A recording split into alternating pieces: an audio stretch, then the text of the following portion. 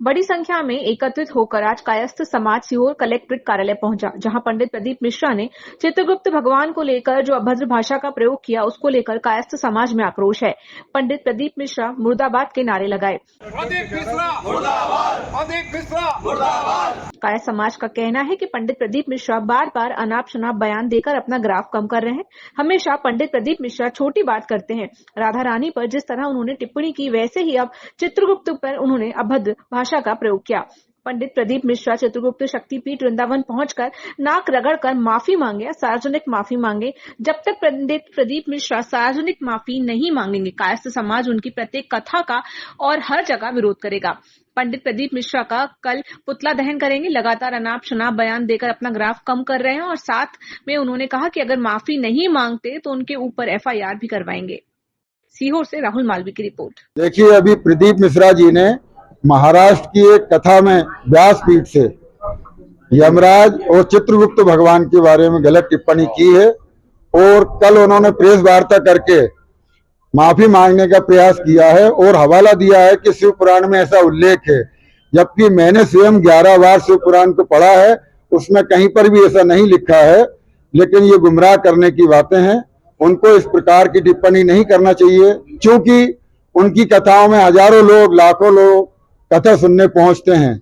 इस प्रकार की भाषा का प्रयोग वो करेंगे और सनातन धर्म के देवताओं के बारे में अपमानजनक टिप्पणी करेंगे तो हमारे धर्म के नई पीढ़ी को गलत संस्कार जाएंगे और हमारे सनातन धर्म का अपमान होगा और हमारे सनातन धर्म का पतन होगा। हम इनका विरोध करते हैं और पूरे देश में उनके खिलाफ कार्रवाई की जा रही है। इसमें दिल्ली, पटना, जयपुर, तमाम जगह उनके खिलाफ FIR की कार्रवाई भी हो रही है।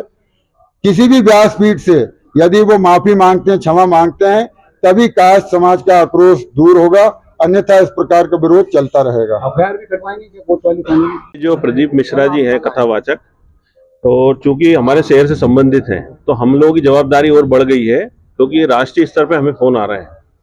और मिश्रा जी की ये पहली बार नहीं है, चाहे महिलाओं के अपमान की बात हो, चाहे मंदसौर में महिलाओं को लेकर उन्होंने कहा कि यहाँ की महिलाएं वेश्यावृत्ति बंद करें। एक सार्वजनिक रूप से उन्होंने कहा कि मंदोदरी की बच्चियां हैं, और राधा रानी के बारे में उन्होंने बहुत गलत जो विवाह के बारे में प्रसंग बताया।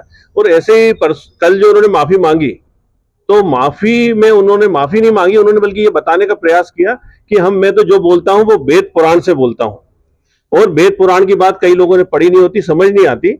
तो अगर ऐसी कोई आहत हुई है तो ये जो भाषा है, ये तो उन्होंने अपनी बात की और पुष्टि की है कि मैंने जो कहा है वो वेद पुराणों में लिखा हुआ है। इससे हम लोगों में और रोष हो गया है, और हमारा तो उनको ये है कि भगवान से भी प्रार्थना करते हैं कि उनको सद्बुद्धि देनी, तो उनका जो ग्राफ बढ़ रहा था ये अब धराशायी होने को है।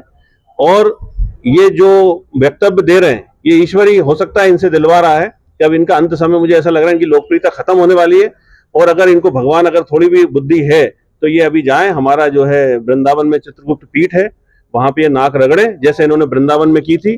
और ये सब बातें अभी वृंदावन में भी पूरे संत समाज में मीटिंग हो रही है, और इनके खिलाफ विश्वव्यापी, राष्ट्रव्यापी अभियान चलाया जाएगा। जहां भी इनकी कथा होंगी वहां पे पुरजोर विरोध किया जाएगा। इनके पुतला दहन का कार्यक्रम भी समाज ने रखा है।